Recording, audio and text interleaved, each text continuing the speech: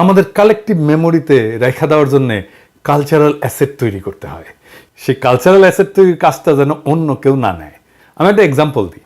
খোকা ঘুমালো, পাড়া জোড়ালো, বর্গি এলো দেশে, বুলবুলিতে ধান খেয়েছে, খাজনা দেবো কিসে।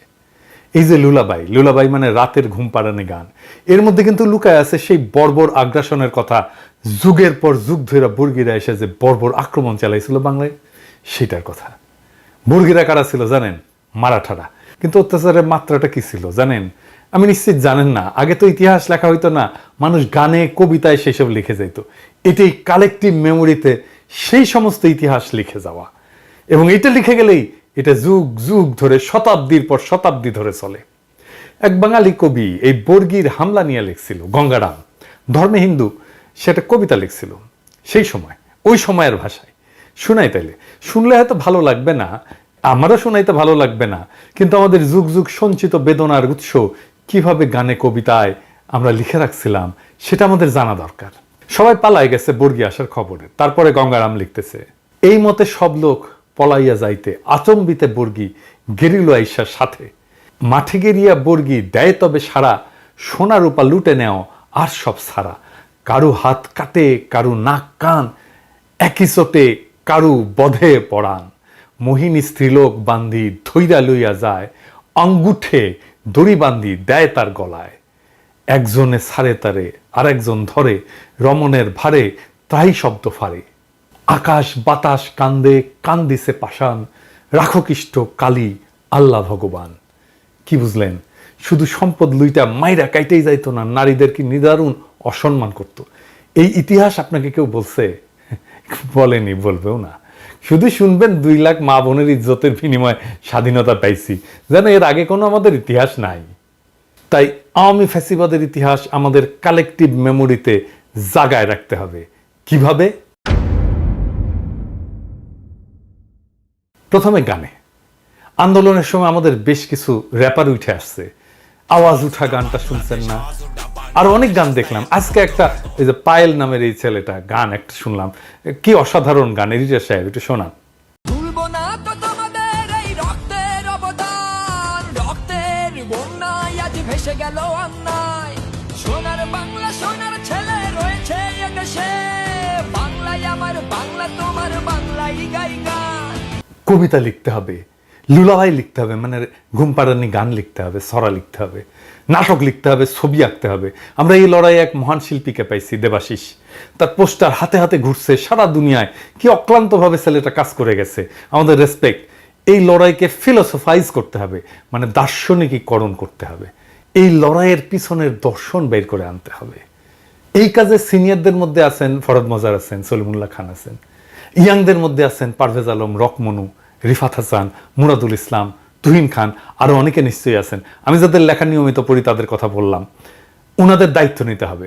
আমরা এই একটা জায়গায় দারুণ শক্তিশালী, আমি কনফিডেন্ট ওনারা ওনাদের দায়িত্ব পালন করবেন বাংলায় এবং ইংরেজিতে।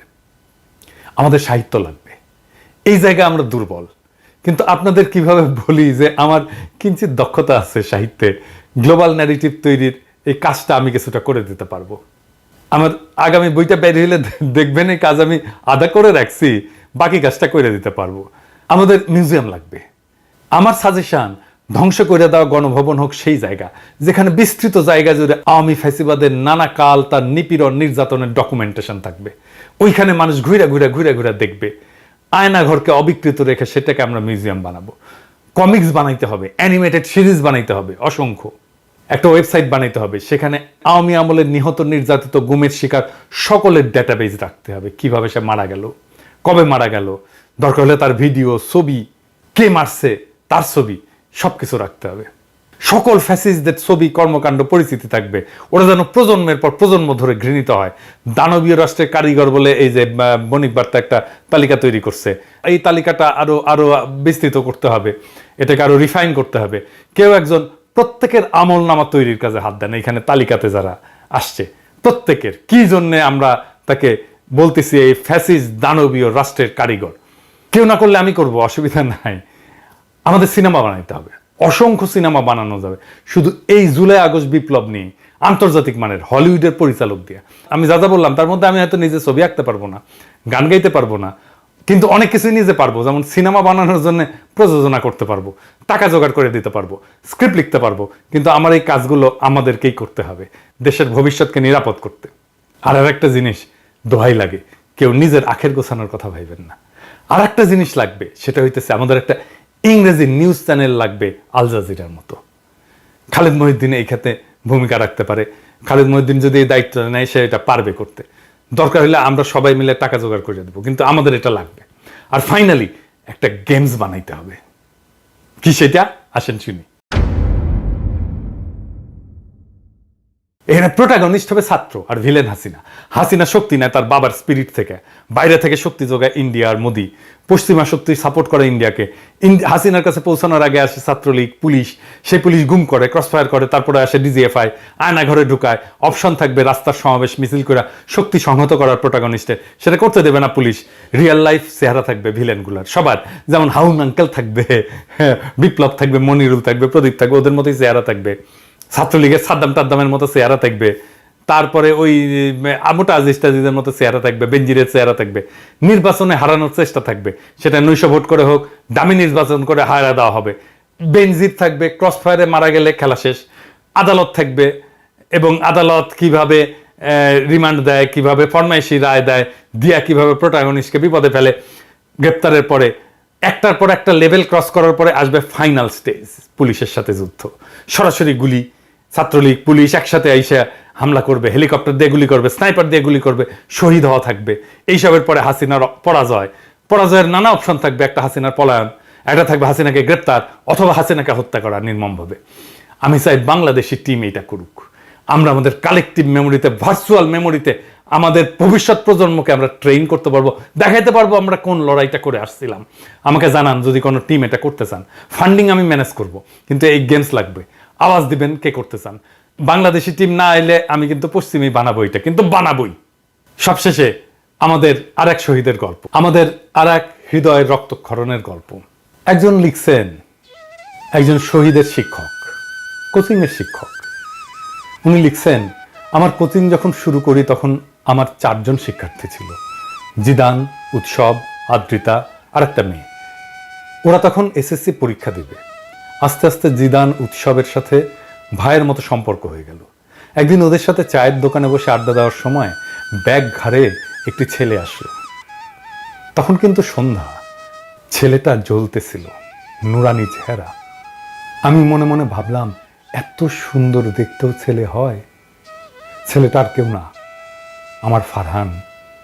আপনারা যাকে ফারহান নামে চিনেন, আমি তাকে ধলা বলে ডাকতাম। কেননা ও এত ফর্সা ছিল যে ওকে ধলা বলে ডাকতাম। আমাকে ফোন করে বলতো, ভাই আমি ফারহান বলছি, কিন্তু যতক্ষণ না ধলা বলতো আমি শুনতাম না। ফারহান কোরআনের হাফেজ, সুন্দর কোরআন তেলাওয়াত করত। কিন্তু যেদিন আমার কোচিং আসলো সেদিন আমি বুঝলাম যে ও শুধু দেখতে সুন্দর বিষয়টা এমন না, ওর মেধা তার থেকেও প্রখর। কোনো জিনিস ওকে বুঝিয়ে দিলে সেটা 2 বার পড়া লাগতো না, অনেক দিন ধরে মনে রাখতে পারতো। আমার কানে এখনো বাজে, ও আমাকে বলতো, ভাই তুমি যেভাবে জিদানকে বানাইছো আমাকে অমন করে বানায় দাও। ওর অবস্থা এতটাই খারাপ ছিল যে পাশ করতো কিনা সন্দেহ ছিল। আমি ওকে একা একা পড়িয়ে ঠিক করেছি। এমন অনেক সময় হিসে রাত 3টায় আমাকে ফোন করে বলছে, ভাই পড়তে না মন চাচ্ছে না, একটু মোটিভেশন দাও। আমার সাথে যেদিন লাস্ট দেখা সেদিন 2 ভাই হাঁটতে হাঁটতে কত কথা, ভাই ইন্টারে ফাঁকি মারা যাবে না, এই করা যাবে না, কত কথা। কিছু হলেই আমাকে বলতো, ভাই কি করব, এটা করা ঠিক হবে কি?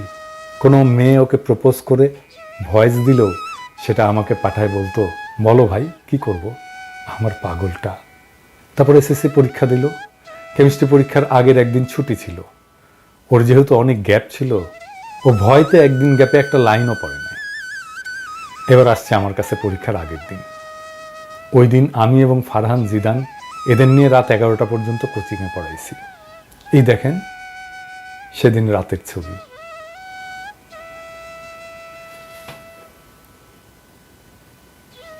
যেই দিন পরীক্ষা শেষ তার পরদিন সকালে উঠেই বান্দাগুলো আমার কোচিংয়ে হাজির। কারণ কি, তাদের টাকা দিতে হবে। ওই দিনের কথা তো আমি ভুলবই না। ওই দিন যা করছে এবং আমার পঞ্চপাণ্ডবগুলা, আল্লাহ এখনো হাসি পায়। তারপর যেদিন রেজাল্ট দিবে তার আগের দিন রাত 12টা পর্যন্ত আমাকে কোচিংয়ে আটকায় রাখছে। কারণ কি? তার ভয় লাগতেছে সে কি প্লাস পাবে নাকি। আমার কোচিংয়ে সেই বিকাল থেকে এসে বসে আছে। আমি অন্য ব্যাচের ক্লাস নিচ্ছি আর মাঝে মাঝে এদিকে এসে বলতেছে, ভাই প্লাস কি পাবো? ও ভাই কও না, তুমি যা কও তাই তো হয়। ওর প্রেশার দেখে আমি ওকে চায়ের দোকানে নিয়ে গেলাম, গিয়ে চা স্প্রাইট খাওয়াইলাম, আইসক্রিম খাওয়াইলাম এবং কিছু টাকা দিয়ে বললাম আরও খা। পরে অনেক রাতে সে আমাকে ছাড়লো। রেজাল্টের দিন সবাই আগে মা বাবাকে জানায়, আর ফারহান সবাই আমাকে ফোন করে জানিয়েছে। দুপুরে খুশির ঠেলায় আমাকে জড়ায় ধরে কি যে করলো আল্লাহ। তারপর বিকালে ওর খালাকে নিয়ে আসলো মিষ্টি খাওয়ানোর জন্য। ওই যে পাঞ্জাবি পরা ছবিটা ওই দিনের। এরপর শুরু হলো আসল যন্ত্রণা। ভাই আমার গ্যাপ পূরণ করে দাও, আমি এসএসসিতে যা করছি ইন্টারে তা করবো না। নটরডামে পরীক্ষার জন্য কিছুটা প্রিপারেশন নিল, পরে আবার সেই রেসিডেন্সিয়ালে ভর্তি হলো। ফারহানের ইচ্ছা ছিল দেশের বাইরে চলে যাওয়া, কিন্তু আমি ওকে বলছিলাম যে অন্তত ইন্টার দিয়ে অ্যাডমিশন নিয়ে যেন বিদেশে যায়। ও আমার কথাই বলল, ঠিক আছে ভাই আমি অ্যাডমিশন দেবো বুয়েটের জন্য, কিন্তু চান্স পাইলেও কিন্তু বিদেশে যাব। আমি আমার এই পঞ্চপাণ্ডবকে বলছিলাম যে ওদের মধ্যে কেউ বুয়েটে চান্স পেলে আমার R15 বাইক তার। ফারহান আমাকে চ্যালেঞ্জ করছিল যে ও চান্স পেয়ে দেখাবে। আপনারা যে পোস্টটা ভাইরাল হতে দেখছেন যে ওর বইয়ের টেবিলে ফান্ডামেন্টাল ফিজিক্স ছিল, ওইটা ওই কারণেই। ওর জিদ অনেক ছিল, যা বলতো তাই করবে। ইন্টারে ক্লাসের সময় মনোযোগ দিয়ে ক্লাস করতো। ওর হাসি, আল্লাহ এত সুন্দর হাসি, আসলেই ভোলার মতো না। দিনের মধ্যে বাসায় থাকতো কম, আমার কোচিংয়ে এবং জুয়েলের চায়ের দোকান থাকতো বেশি। আমার কাছে 2 মাস পর পর ওর বাবা বাসা চেঞ্জ করে বেলি রোডে নিয়ে যায়। সেই বেলি রোড থেকেও আমার কাছে পড়তে আসতো 2 থেকে 3 ঘন্টা জ্যাম ঠেলে। আমি বলতাম এত কষ্ট করে কেন আসিস? ও বলতো, ভাই তোমাকে না দেখলে আমার ভালো লাগে না। হায় রে আমার ভাই, কি করে ভুলবো রে আমার ভাই। আমাকে বলতো, ভাই বেলি রোডে তুমি একটা শাখা দাও, আমি ছেলে পেলে ম্যানেজ করে দেবো। তাও সে আমার কাছে পড়বেই। ওরা আমার স্টুডেন্ট না, ওরা আমার ভাই। তারপর ওর কষ্ট দেখে আমি বললাম, সব বই শেষ কর, তারপর পরীক্ষার কিছুদিন আগে আসিস, আমি বায়োলজি ক্লিয়ার করে দেবো। শেষে 6 মাস মতো আমার কাছে পড়তে পারে নাই, কিন্তু সে আমাকে দেখতে মাঝে মাঝেই আসতোই। আমি যেই দিন পোস্ট দিলাম যে যারা আন্দোলনে অংশ নেবে তাদের জন্য বায়োলজি সিকার্সের পক্ষ থেকে সব কোর্স ফ্রি, সেখানে ফারহান আমাকে লিখছে, আগস্টে আসছে কিন্তু ভাই, ফিস কিন্তু মাফ। যেদিন মারা গেল সেদিন আমাকে আমার আরেক শিক্ষার্থী ফোন করে বলতেছে, ভাই ফারহান নামের কেউ কি তোমার কাছে পড়তো? ও নাকি মারা গেছে। আমি ঘুমাইছিলাম, আমি লাফ দিয়ে উঠে পড়ছি। পরে জিদানকে ফোন দিলে জিদান আমাকে বলে, আবিদ ভাই আপনার ধলা নাই। গুলি এসে একটা ফারহানের ঠিক কপালের মধ্যে আর 2টা বুকে লাগে। হাসপাতালে নিলে জানায় যে ও মারা গেছে। আমার চোখ দিয়ে কখনো পানি পড়ে না। যারা আমাকে চিনে তারা জানে যে আমি সারাক্ষণ হাসি, কিন্তু ও মারা গেলে আমার কান্না থামছিলই না। ওর লাশ যখন দেখি তখন ওর মুখে হাসি ছিল, হাসতেছিল আমার ভাই। ফারহান ভাই আমার, এই বাংলাদেশের সকল শিক্ষার্থী, সকল জনগণ সবাই ভুলে গেলেও তোর আবিদ ভাই তোকে ভুলবে না। তোর আবিদ ভাই সারা জীবন তোকে মনে রাখবে। তোর রক্তের বিনিময়ে যে স্বাধীনতা আমরা পেয়েছি সেটি রক্ষার্থে কাজ করবে। ওপারে ভালো থাকিস ভাই, আল্লাহ তোকে জান্নাতুল ফেরদৌস নসিব করুক। সকলে আমার ভাইকে মনে রেখেন, ভুলে যাইয়েন না, ওর জন্য দোয়া করেন। এমন হাজারো তাজা প্রাণের বিনিময়ে আমরা ফ্যাসিবাদকে হটিয়েছি। এই বিজয়কে বেহাত হতে দেব না। ইনকিলাব জিন্দাবাদ।